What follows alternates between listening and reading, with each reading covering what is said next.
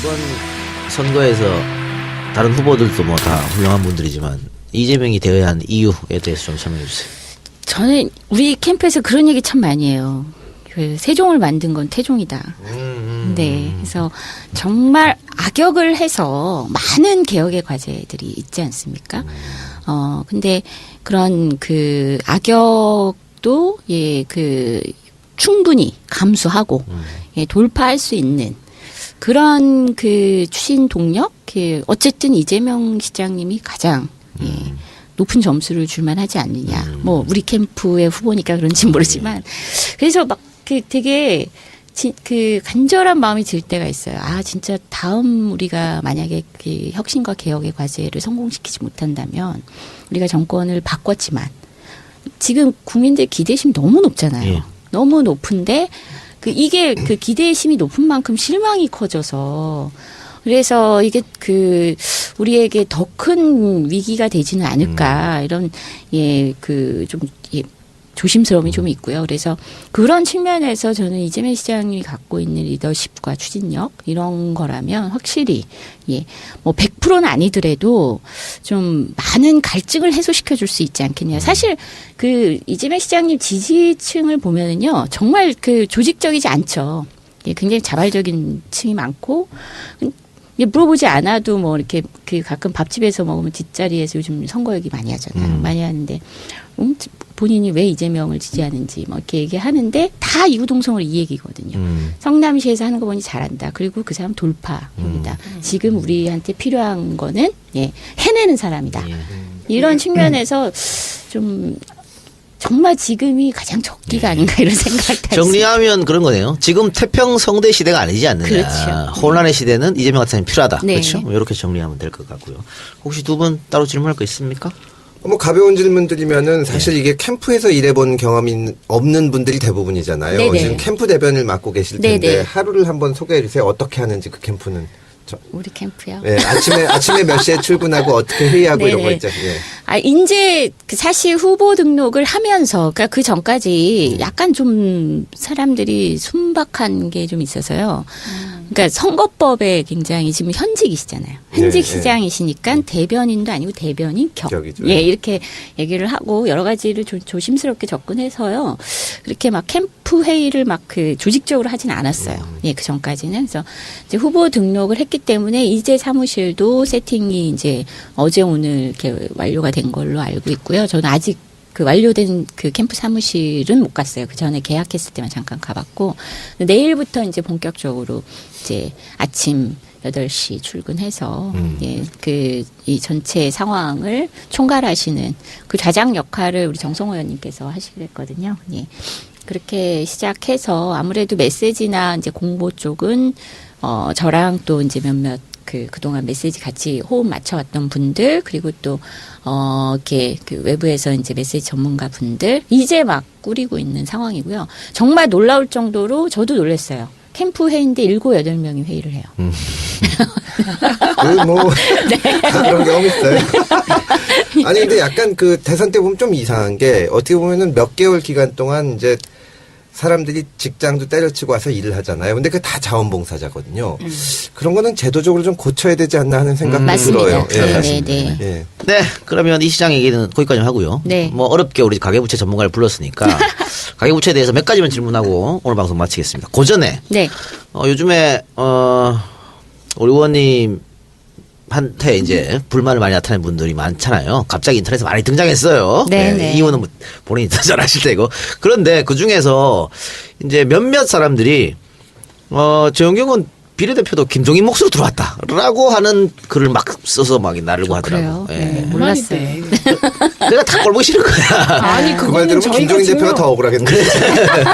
아니 뭔 말인데 그거는 처음에 조금 비례대표가 잘못 가려고 해서 중앙위원회에서 바로잡아서 투표로 현장에서 투표했는데요. 현장에서 정말 그때는요 뭐 네. 계획이 하나도 없었어요. 현장에서 룰을 만들고 네, 현장에서 거기에서 했죠. 투표에서 당당하게 되신 분이세요. 정경원이 당시에 단상에 올라가서 연설을 정말 기가 막히게 잘해가지고 국회의원들 또 중앙위원회 마음을 흔들었다. 네, 그리고 저는 솔직히 정말 죄송한데 이재정 의원하고 재윤경 의원님이 너무 닮아가지고 네.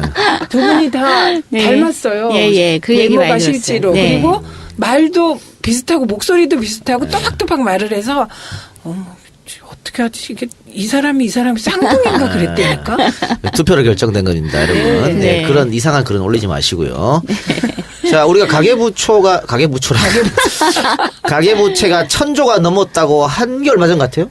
그렇죠? 근데 뭐 지금 1200조. 1,200조, 1,300조. 1300조. 네. 뭐 그러면은 네, 네. 이거 민주당이 집권해도 네. 이게 굉장히 아킬레스건으로 작용할 수 있을 것 같아요. 그렇죠. 그리고 가계부채 1,300조도요. 되게 마사지된 숫자예요. 아, 그래요? 예, 연체하지 않는 빚만 1,300조.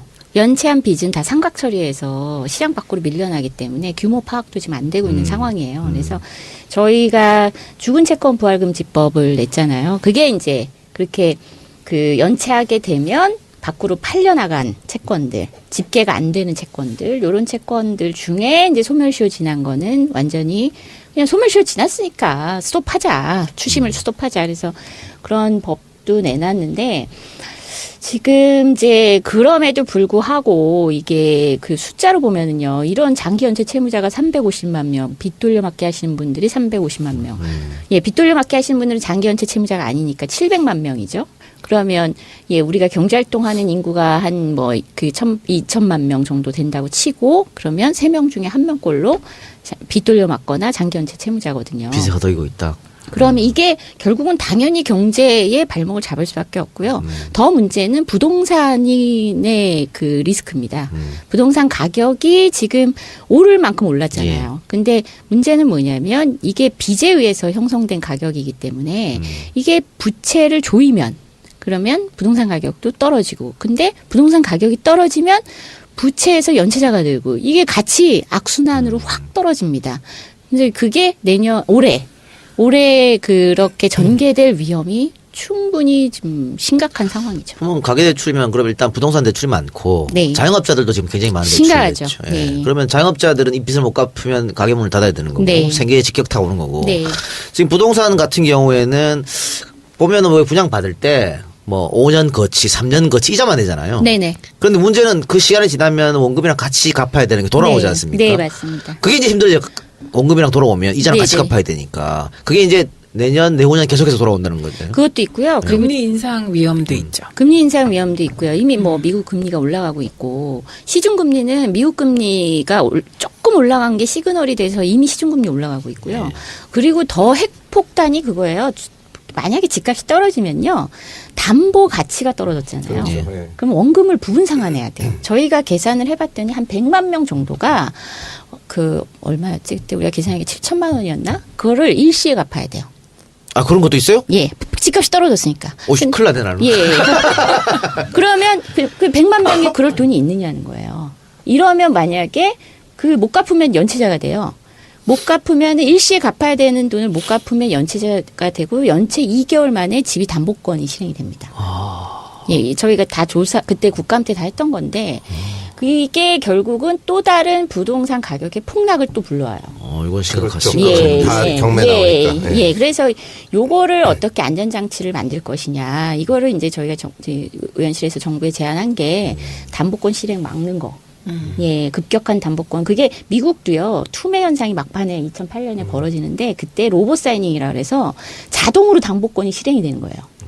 예, 이것 때문에 순식간에 800만 명이 그 직장을 잃고 집을 잃고 뭐 이런 일들이 벌어졌는데요. 우리도 그걸 막으려면, 미국도 그걸 막은 게 뭐냐면 로봇 사인을 금지시켜요. 그러니까 담보권 실행을 막아버린 거예요.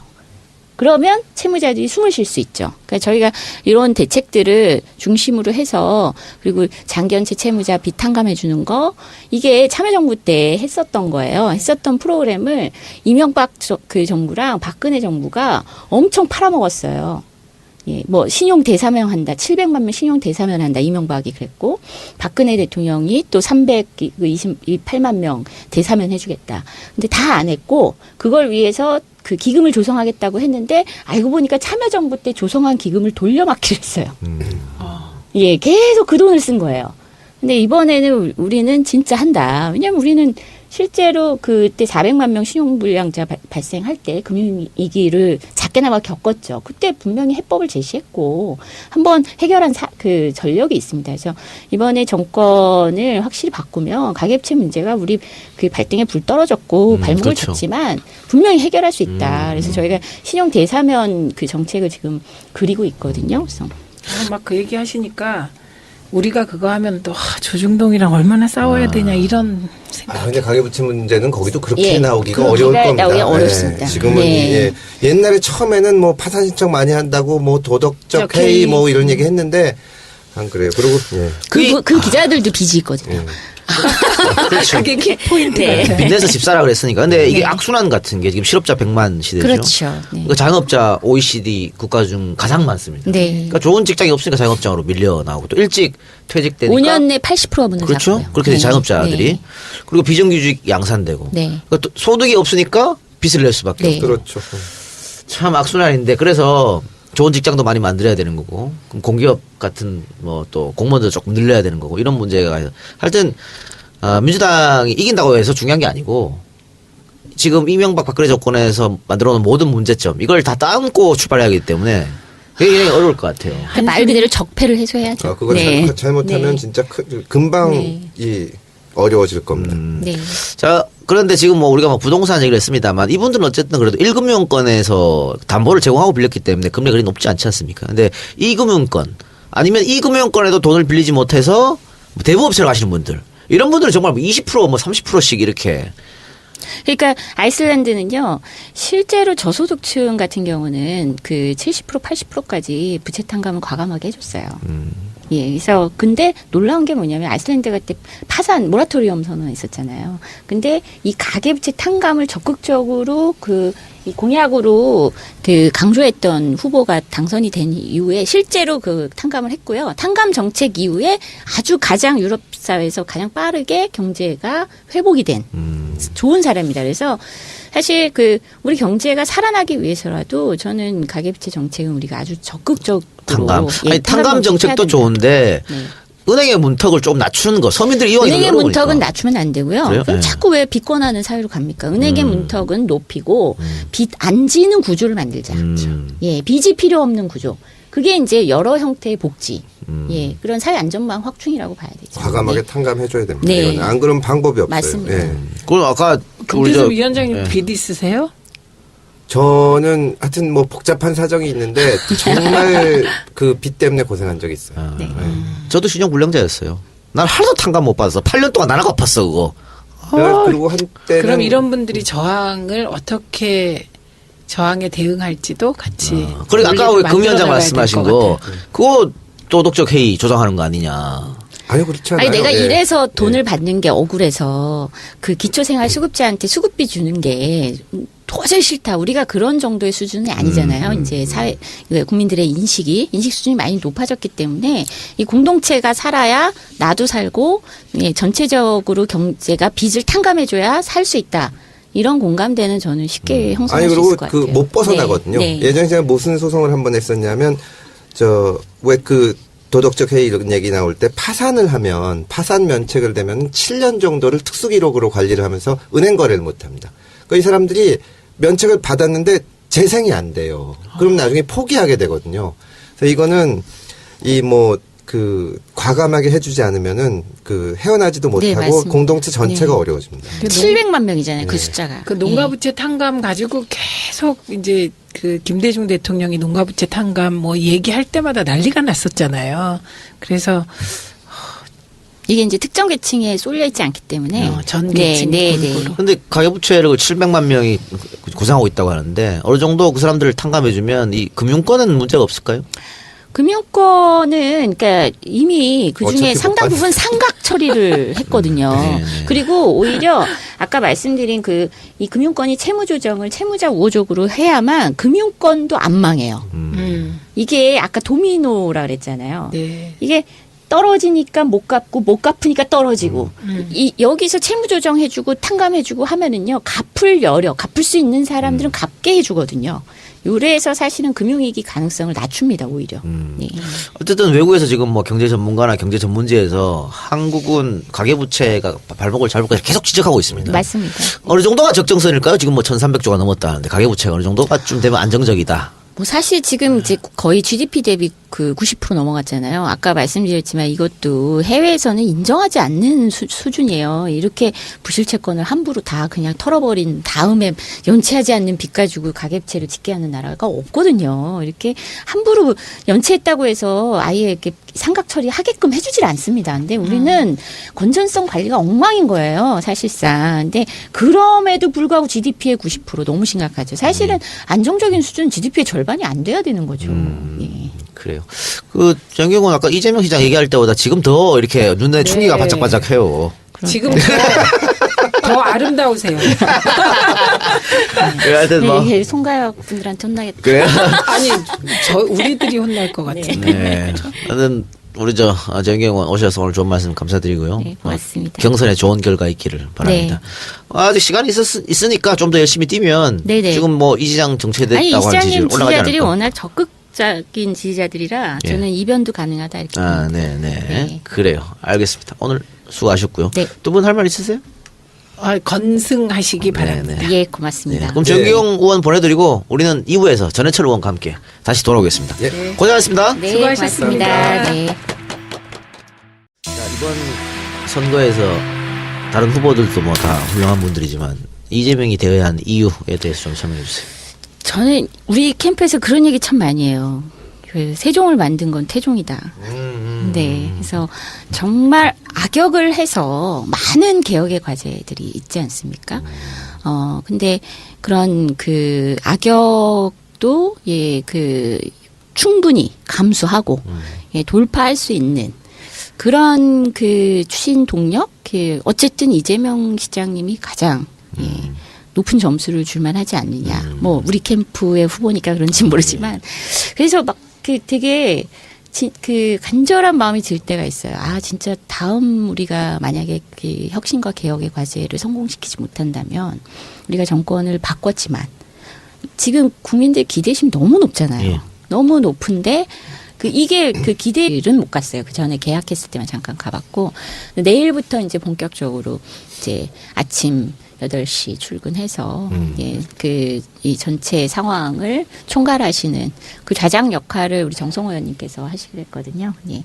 그렇게 시작해서 아무래도 메시지나 이제 공보 쪽은 저랑 또 이제 몇몇 그동안 메시지 같이 호흡 맞춰왔던 분들, 그리고 또, 이렇게 외부에서 이제 메시지 전문가 분들, 이제 막 꾸리고 있는 상황이고요. 정말 놀라울 정도로 저도 놀랐어요. 캠프 회의인데 7, 8명이 회의를 해요. 다 그런 경험 있어요. 아니, 근데 약간 그 대선 때 보면 좀 이상한 게 어떻게 보면은 몇 개월 기간 동안 이제 사람들이 직장도 때려치고 와서 일을 하잖아요. 근데 그게 다 자원봉사자거든요. 그런 거는 제도적으로 좀 고쳐야 되지 않나 하는 생각도 들어요. 네. 네, 그러면 이 시장 얘기는 거기까지 하고요. 네. 회심이 높은 만큼 실망이 커져서 그래서 이게 우리에게 더 큰 위기가 되지는 않을까 이런 조심스러움이 좀 있고요. 그래서 그런 측면에서 저는 이재명 시장이 갖고 있는 리더십과 추진력 이런 거라면 확실히 뭐 100%는 아니더라도 좀 많은 갈증을 해소시켜 줄 수 있지 않겠냐. 사실 이재명 시장님 지지층을 보면은요 정말 조직적이지 않죠. 굉장히 자발적인 층이 많고. 물어보지 않아도 뭐 이렇게 가끔 밥집에서 먹으면 뒷자리에서 요즘 선거 얘기 많이 하잖아요. 많이 하는데 본인이 왜 이재명을 지지하는지 뭐 이렇게 얘기하는데 다 이구동성으로 이 얘기거든요. 성남시에서 하는 거 보니 잘한다. 그리고 그 사람 돌파입니다. 지금 우리한테 필요한 거는 해내는 사람이다.